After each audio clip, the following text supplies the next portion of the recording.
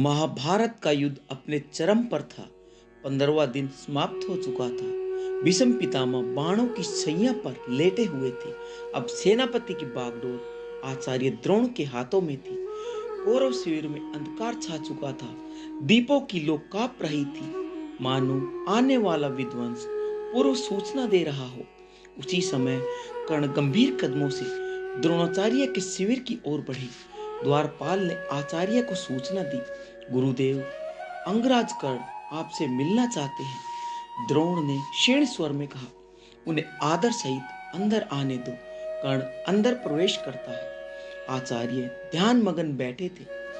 उनकी आंखों में एक अजीब सी चमक थी, मानो वे आने वाले भविष्य को भेद रहे हो।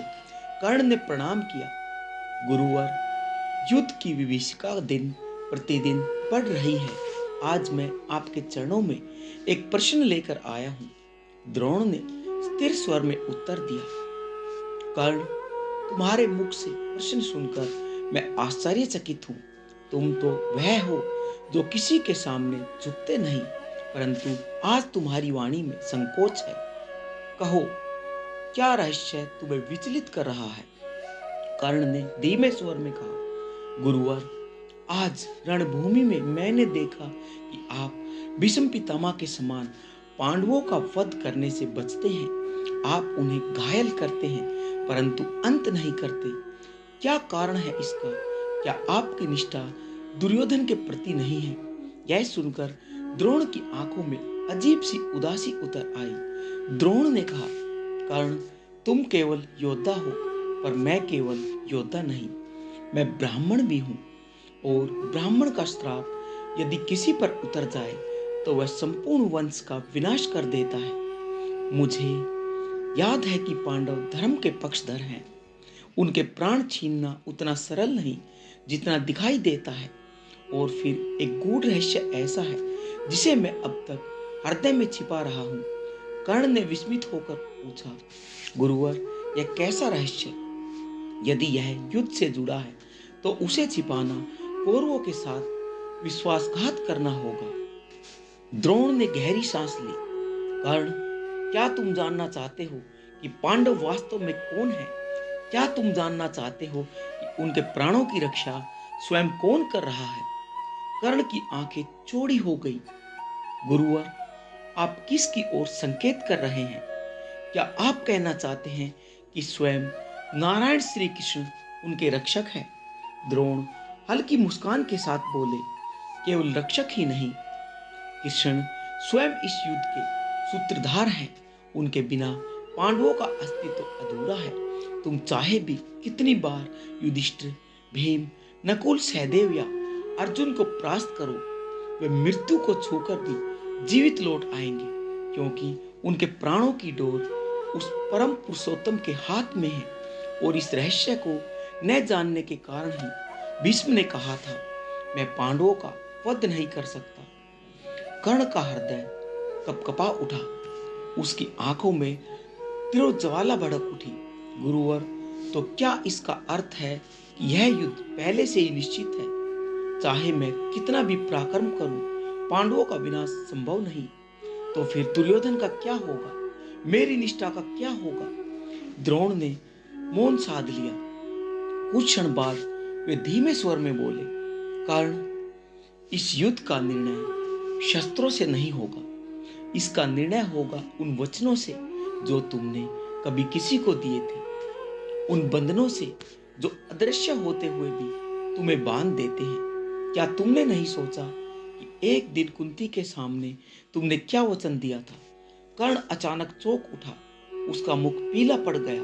उसने धीरे से कहा, गुरुदेव, आप सब जानते हैं। द्रोण ने उसकी आंखों में झांकते हुए कहा, हाँ कर्ण, मुझे सब ज्ञात है। तुम जानते हो कि तुम्हारी निष्ठा दो दिशाओं में बटी हुई है। एक ओर तुम्हारी मित्रता दुर्योधन के साथ, दूसरी ओर तुम्हारा रक्त संबंध उन पांडवों से जिन्हें तुम अपना शत्रु मानते हो। युद्ध भूमि में यही द्वंद तुम्हें रोक देता है। यही कारण है कि तुम पांडवों को घायल करते हो, परंतु उनका अंत नहीं करते।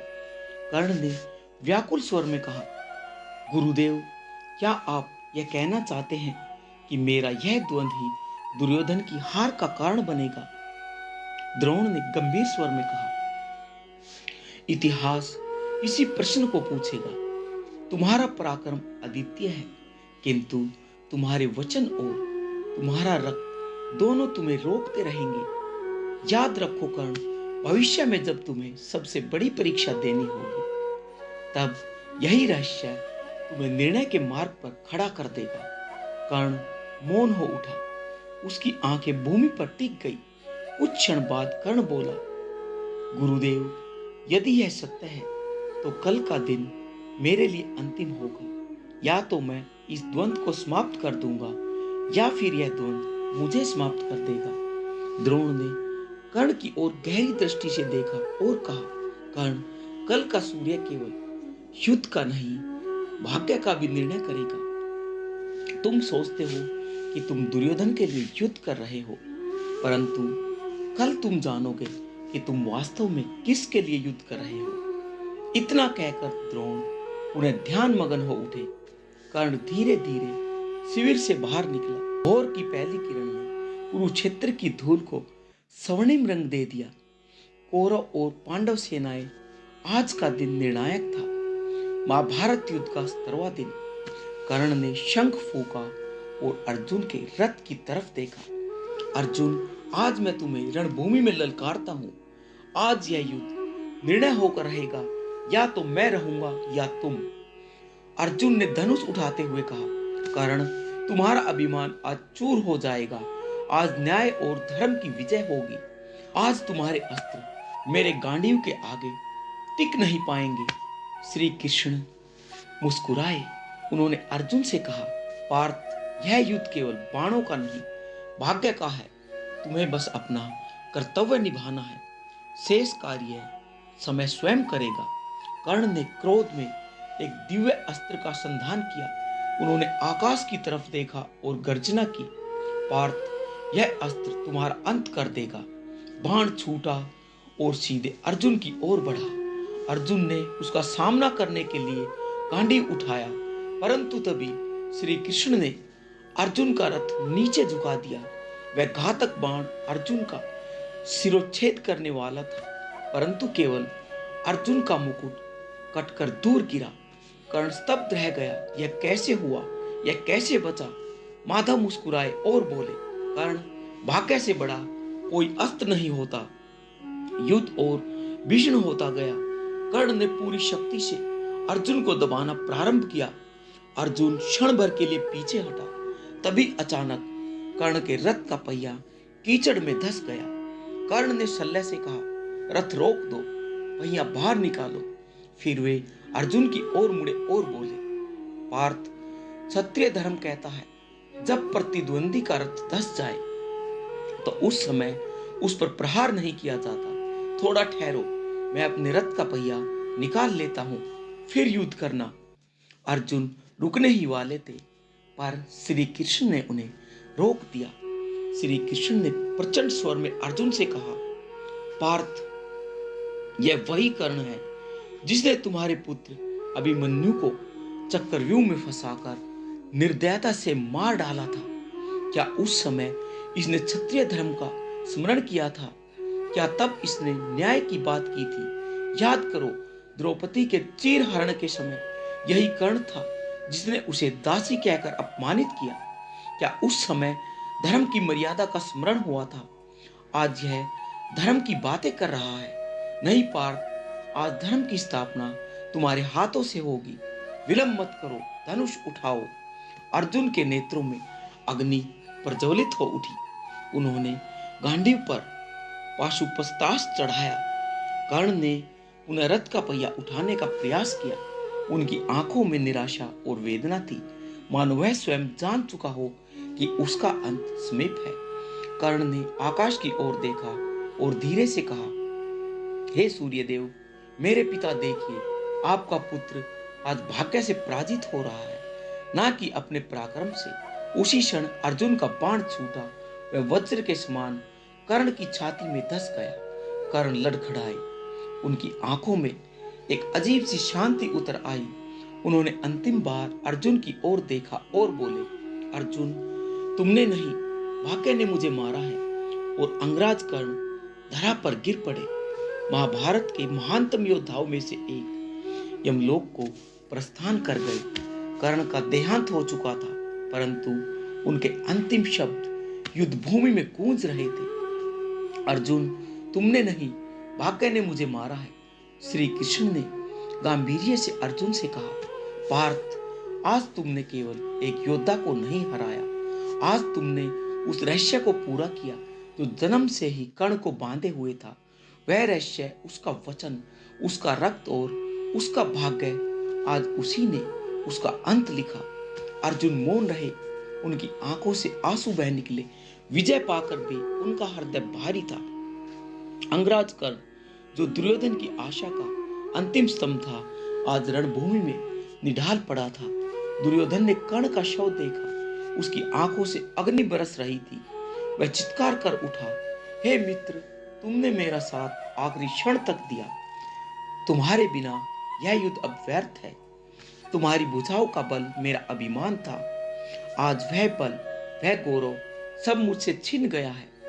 हे कर्ण, यदि तुम्हारा वचन न होता तो मैं इस युद्ध में कभी खड़ा नहीं हो पाता। परंतु आज देखो, मेरे चारों ओर केवल पराजय है। पितामह गए, गुरु गए, अब तुम भी। दुर्योधन का स्वर टूट गया। उसके नेत्र रक्त से भरे थे, मानो वह संपूर्ण जगत को जला देना चाहता हो। उसी समय वह अश्वत्थामा आया। उसकी आंखों में अग्नि थी, वाणी में विष था। उसने दुर्योधन से कहा, मित्र, विलाप मत करो, शोक से कुछ नहीं होगा। आज कर्ण का वध हुआ है, कल हम सबका होगा, किंतु मैं शपथ लेता हूं, मैं पांडवों को क्षमा नहीं करूंगा। मेरे पिता द्रोणाचार्य अन्याय से मारे गए और अब कर्ण का वध भी अन्याय से हुआ। न्याय तभी होगा जब पांडवों का पूरा वंश समाप्त हो जाएगा।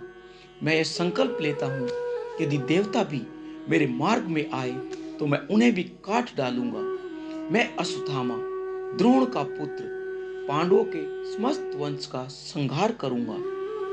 दुर्योधन ने आंसू पूछे और कहा, अश्वत्थामा, तुम्हारे शब्द मेरे हृदय को बल देते हैं, परंतु अब युद्ध भूमि में हमारे पास कोई आशा नहीं। कृष्ण स्वयं पांडवों के सारथी हैं, उनके रहते उन्हें पराजित करना असंभव है। हमें कुछ ऐसा करना होगा जो उनके हृदय को चीर दे, जो उन्हें जीवन भर पश्चाताप की अग्नि में जलाए। क्या तुम्हारे मन में कोई उपाय है? अश्वत्थामा कुछ क्षण मौन रहा, फिर उसकी आंखों में एक भयानक चमक आई। उसने धीरे से कहा, दुर्योधन, जब धर्म सो जाता है तो अधर्म ही उसका जागरण करता है। पांडव अब तक रणभूमि में विजय रहे हैं, परंतु मैं उन्हें उस स्थान पर मारूंगा जहां वे सबसे निर्बल होंगे। उनका अंत होगा युद्ध भूमि में नहीं, बल्कि रात्रि के अंधकार में। मैं शपथ लेता हूं, आज रात मैं उनके शिविर पर आक्रमण करूंगा और तब न केवल पांडव बल्कि उनका संपूर्ण वंश मेरे बाणों और मेरे अस्त्रों की ज्वाला से भस्म हो जाएगा।